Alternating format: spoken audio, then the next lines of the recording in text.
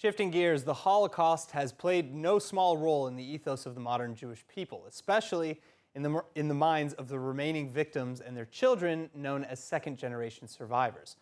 But how have these victims' unique perspectives shifted in the modern era, where the concentration camps, sites of immeasurable suffering and cruelty, now serve as tourism destinations?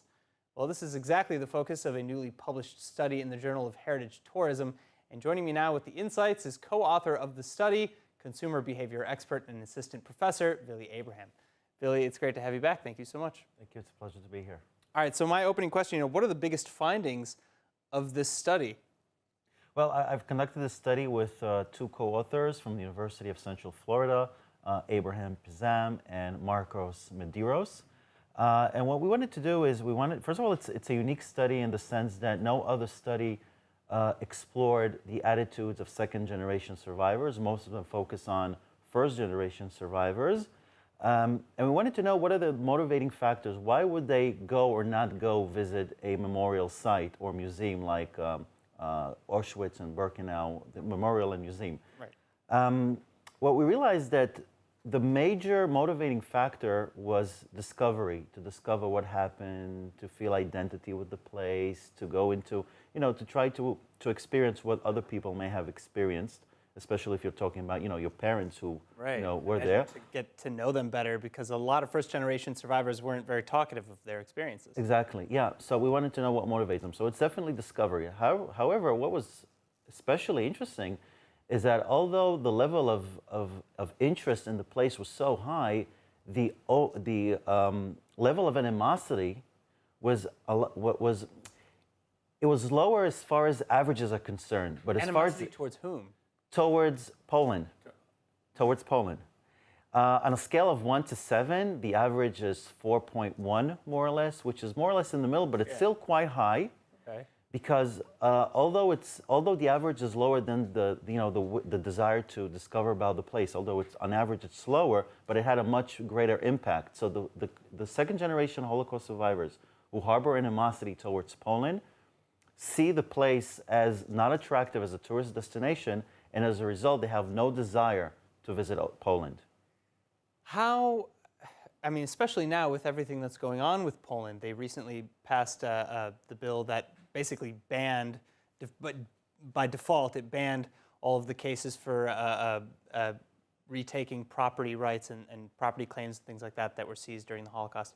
And that really comes just a couple years after Poland had that whole Polish death camps law, where they, were removing the word Polish from that sentence to distance themselves from the Nazi regime and complicity with the Nazi regime. So how does Poland's recent actions fit into the findings of your study? Well, we conducted the study obviously a lot before this current diplomatic discord. Had we done it today, I'm almost 100% sure that the animosity would have increased significantly. It's hard to say how much, but probably out of a scale of 1 to 7, it would have been 5 or even 6. When you look at historic relationships, if you look at the relationship between China and Japan, that the Japanese massacred 300,000 Chinese citizens during World War II. Yeah. Exactly, and every time there's a diplomatic discord between the two countries, the animosity peaks, and then it decreases, and then it peaks. But overall, there's still much animosity between Chinese and Japan, and I would also expect that in the case of us and Poland, second-generation survivors are probably having all of those memories and flashbacks coming, and definitely the animosity would go up significantly. All right. Now, I want to ask, what prompted this study exactly? What brought you to want to focus on this fairly unique and fairly specific topic?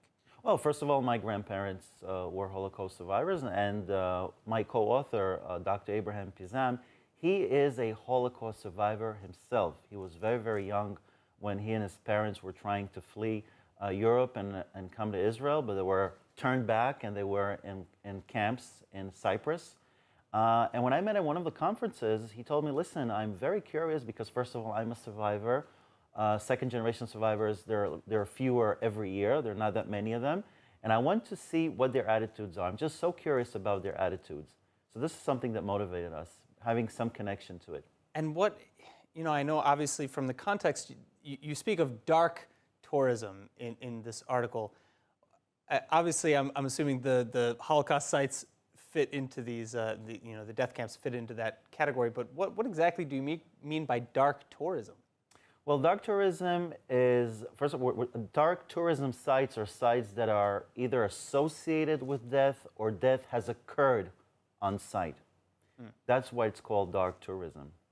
And there are great tourism areas which are, not that connected to death. They might be connected to other horror stories, but dark tourism is when you're talking about death, essentially. And do you know, is there a similar correlation between, second or even third generation victims of other dark tourist sites and their feelings towards those areas? Well, we explored what second generation survivors think and their attitudes toward visiting the museum, Memorial Museum, and Poland in general. However, we haven't explored the differences between groups. For example, first generation, second generation, or second generation, third generation. And when I've spoken to Dr. Abraham yesterday about the upcoming interview and, to just see what we're going to talk about, so he said, it would be very interesting to see this comparison. So this is our next step. But if you look back at other studies that were conducted, for example, a study that was conducted about the attitudes of Americans towards Vietnam, the first generation, baby boomers, and Generation X and Generation Y were compared, the attitudes were compared, and there was really not that much of a big difference on average.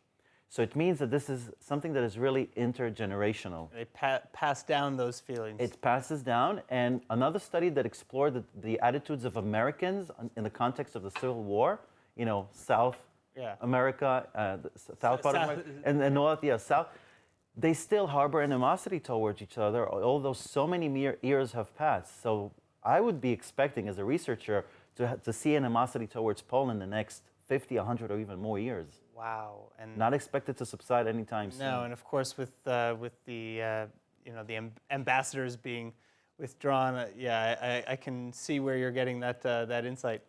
Yeah. Had the government of Poland taken responsibility and apologized, things would look much different today. Wow. All right, Billy Abraham, thank you so much for joining us. It was a pleasure.